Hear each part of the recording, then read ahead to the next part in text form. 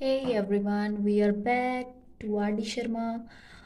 We are starting from question number 11, the decimal expansion of pi. आपको questions दिख रहे होंगे आई थिंक. ये रहा.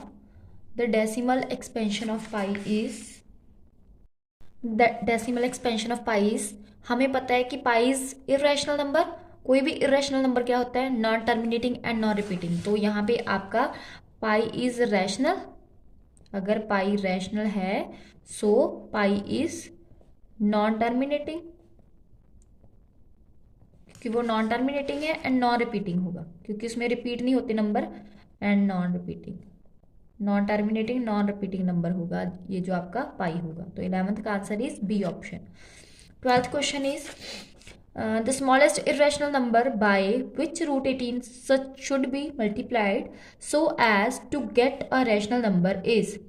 उन्होंने पूछा है कि स्मॉलेस्ट इरेशनल नंबर कौन सा होगा. इरेशनल मतलब वो रूट वाला होगा. ठीक है, रूट वाले हम कौन से नंबर से मल्टीप्लाई करें कि आपका ये जो रूट 18 है वो रैशनल नंबर बन जाए. अब हम इसकी प्राइम फैक्टराइजेशन करके देखते हैं. रूट 18 की वो होती है 2 × 3 × 3. अब अगर हम ध्यान से देखें तो 3 का तो पेयर बन रहा है. किसका पेयर नहीं बन रहा? 2 का. इसका मतलब हमारे पास जो रिक्वायर्ड नंबर होगा वो क्या होगा? √2.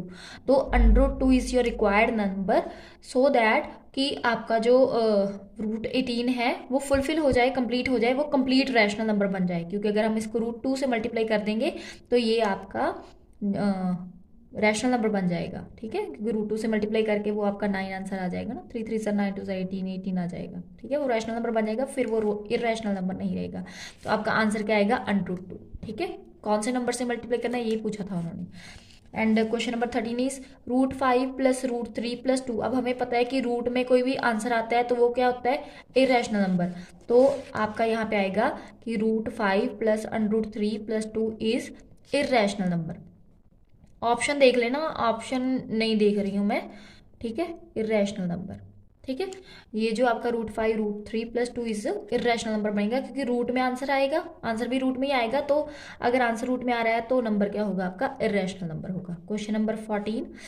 क्वेश्चन नंबर 14 में उन्होंने पूछा है एलसीएम ऑफ 2⁻³ × 3⁻2 एंड 2⁻2 × 3⁻2. क्या होगा इसके एलसीएम? तो पहला नंबर उन्होंने दिया है 2⁻3 मल्टीप्लाई 3⁻2 एंड दूसरा नंबर दिया है 2⁻2 मल्टीप्लाई 3⁻3. अब हमें पता है कि एलसीएम क्या होता है कि विल टेक हाईएस्ट पावर, मतलब हाईएस्ट पावर टेक करनी होती है हमने. अब यहाँ पे 2⁻3 है, यहाँ पे 2⁻2 है, तो हम कौन सा वाला टेक करेंगे? 2⁻3 वाला. मल्टीप्लाई यहाँ पे 3⁻2 है और यहाँ पे 3⁻3 है, तो हम 3⁻3 वाला टेक करेंगे क्योंकि हमने मैक्सिमम पावर वाला लेना होता है. तो आपका एलसीएम क्या आ गया? 2⁻3 मल्टीप्लाई 3⁻3. ये आपका आंसर आएगा 14th क्वेश्चन का, जो कि आपकी ऑप्शन नंबर आई थिंक सी है. ठीक है, नाउ क्वेश्चन नंबर 15 क्वेश्चन में क्या कहा है उन्होंने कि the HCF of 2 number is 18. मतलब उन्होंने कहा है कि 2 नंबर हैं, उनका एचसीएफ जो है वो 18 है आपके पास. ये क्वेश्चन पेपर में वैसे भी आ सकता है बेटा, कि जरूरी नहीं है कि ये आपका शॉर्ट क्वेश्चन में ही आएगा. ये वैसे जो आपके लॉन्ग क्वेश्चन होते हैं उनमें भी आ सकते हैं. एचसीएफ अगर 18 है and their product is 12960 and product कितना दिया हुआ है आपको? Product is 12960. Then find the LCM. तो एलसीएम क्या होगा?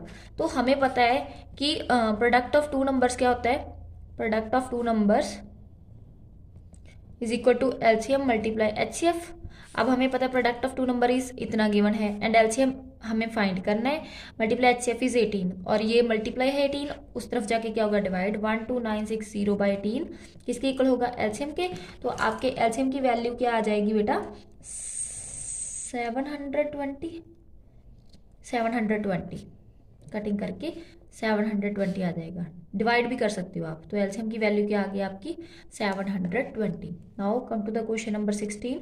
क्वेश्चन नंबर 16 इज पाइज. वो मैंने आपको ऑलरेडी बता ही दिया है. सॉरी, यहाँ पे मैंने इरेशनल लिखना था, वो गलती से लिखा गया. पाइज इरेशनल नंबर, क्योंकि इरेशनल नंबर ही ऐसे होते हैं ना कि जो नॉन टर्मिनेटिंग होते हैं, नॉन रिपीटिंग होते हैं. जो आपके रैशनल नंबर होते हैं वो टर्मिनेटिंग होते हैं एंड वो रिपीट भी कर जाते हैं. तो price rational number, irrational number, sorry ये बार बार फिसल रहा है मेरी जुबान से.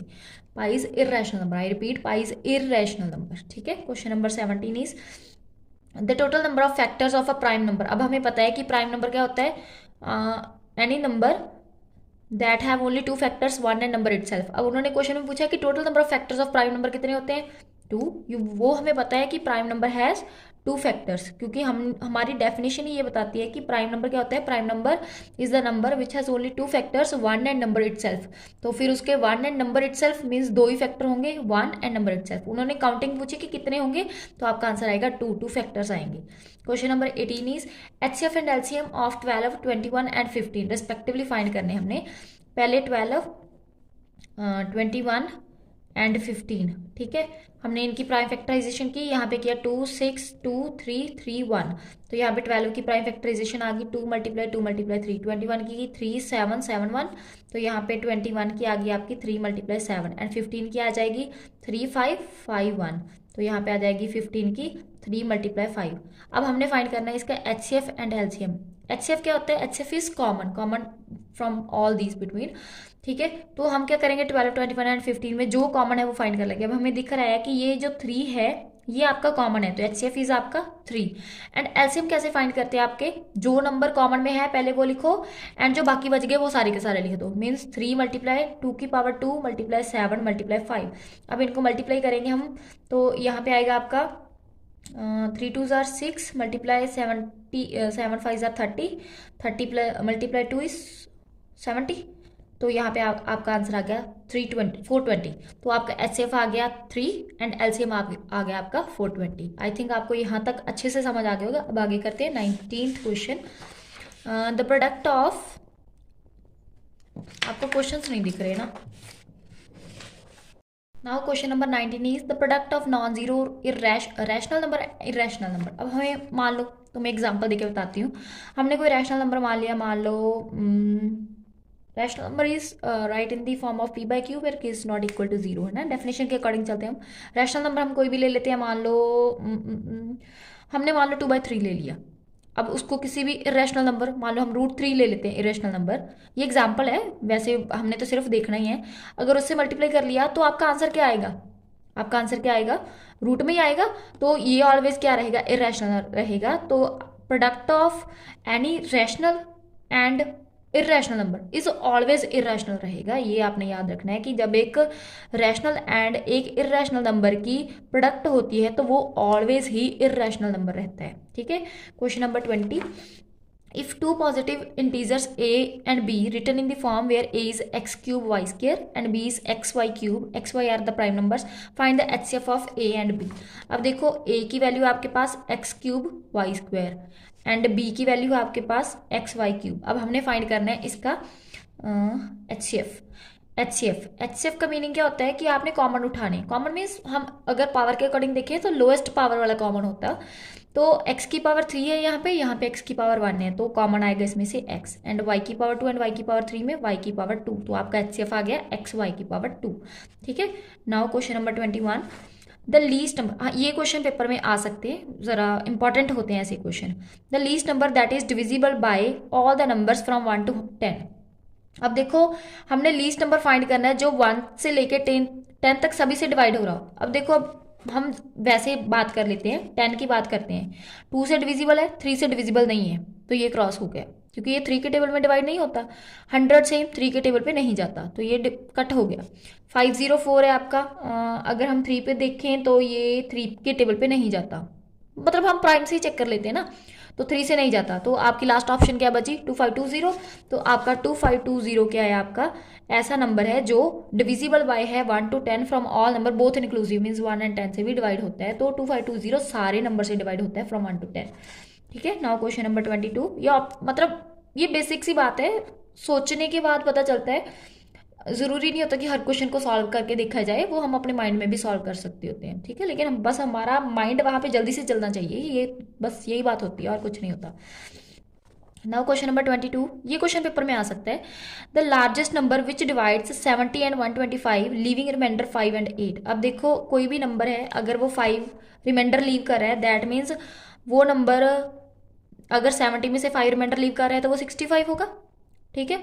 मतलब रिमाइंडर लीव करेगा तो वो नंबर हम 65 फाइंड करेंगे अगर 5 रिमाइंडर बच रहा है तो, क्योंकि हमने वहाँ पे लार्जेस्ट नंबर फाइंड करना है जो दोनों में कॉमन हो। तो हम पहले नंबर निकाल लेते हैं, बाद में उनमें से कॉमन निकाल लेंगे कि वे किस पे दोनों डिवाइड हो रहे हैं और किसके साथ ये जो 70 है उसका 5 रिमाइंडर बच रहा है, एंड ये जो आपका 125 है उसके साथ 8 रिमाइंडर बच रहा है। तो अगर 8 रिमाइंडर करेंगे तो आपका यहाँ पे आएगा 117। ठीक है, अब देखो बेटा ये 65 एंड 117 है, हम इसकी प्राइम फैक्टराइजेशन निकाल लेते हैं। 65 एंड 117, तो अगर इसकी निकाली तो 5 पे गया 13 एंड 13 पे गया 1, और यहाँ पे गया 3 पे गया, क्योंकि 2 पे तो आएगा नहीं ना, 7 आ रहा है पीछे, तो 3 पे गया, 3 3 ज़ार 9 एंड देन आ गया 3 9 ज़ार 27, अगेन 3 पे गया, 13 3 ज़ार 39 एंड अगेन 13 1।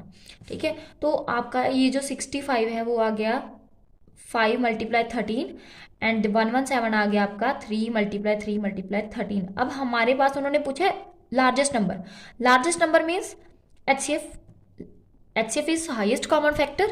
तो उन्होंने भी तो ऐसे ही पूछा था कि कौन सा लार्जेस्ट नंबर है जो इन दोनों के साथ डिवाइड होकर ये रिमाइंडर बचा रहा है।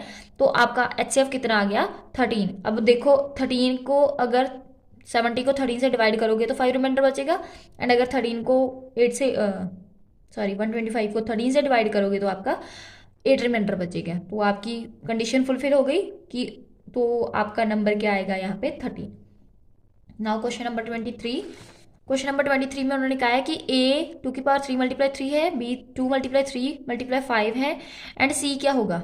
और साथ में उन्होंने एलसीएम भी दे दिया, मतलब हमारे पास है ए इज इक्वल टू 2 की power 3 multiply B and B is equal to 3 and B is equal to 2 multiply 3 multiply 5 and C is 3 की power N multiply 5 and LCM given है तीनों का। एलसीएम इज इक्वल टू 2 की power 3 multiply 3 की power 2 multiply 5। अब हमें पता है कि एलसीएम का मीनिंग क्या होता है कि हाईएस्ट पावर टेक करनी है हमने। अब देखो 2 की पावर 3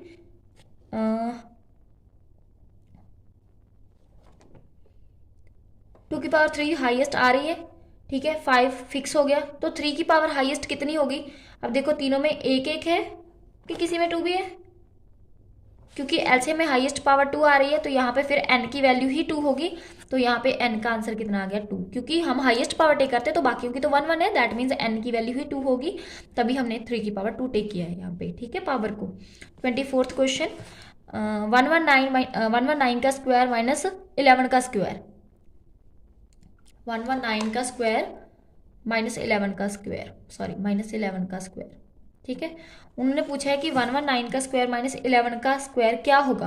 प्राइम नंबर होगा, कंपोजिट नंबर होगा, ऑड प्राइम नंबर होगा एंड ऑड कंपोजिट नंबर होगा। अब देखो ये 119 है, this is a prime number, and ये 11 है, this is a prime number. आपका आंसर आ जाएगा कंपोजिट नंबर, क्योंकि फिर स्क्वायर हो जाना ना इसलिए। तो अगर स्क्वायर नहीं होता 19 माइनस 11 होता, ठीक है, तो आ सकता था, लेकिन अब वो भी नहीं आना था, सॉरी। तो यहाँ पे आपका आंसर आ जाएगा कंपोजिट नंबर, क्योंकि अगर आप स्क्वायर करके माइनस करोगे तो वो कंपोजिट नंबर आएगा जो डिविजिबल होगा एनी नंबर से। ठीक है, नाउ क्वेश्चन नंबर 25, 3.27 बार। अब देखो ये जो बार वाले क्वेश्चंस होते हैं ना, ये रिपीटिंग होते हैं, मतलब 2 डिजिट्स के बाद रिपीट हो जाएंगे।